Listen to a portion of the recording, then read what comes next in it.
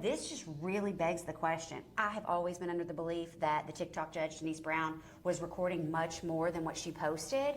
But how many recordings are out there from these judges? How long are they holding them? Where are they holding them? What devices are they storing them on? And are they trying to essentially get content to be a Judge Judy once they retire, to use these people's traumas in order to get fame? Well, I mean, that begs the question about if you are using it for your personal commercial interest and you don't have the permission of the people that you're using in the video.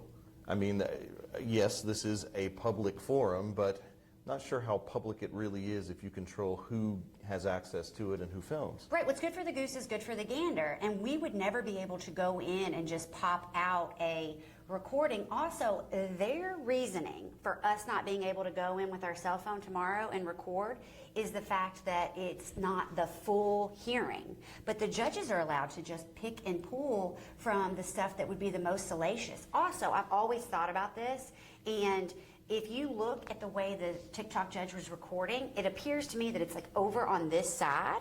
And so that would mean that she's got a setup that she knows is going to be in an angle that's favorable to her. But is she sitting there listening for testimony that she knows could be clickbait before she pushes that button and then gets performative?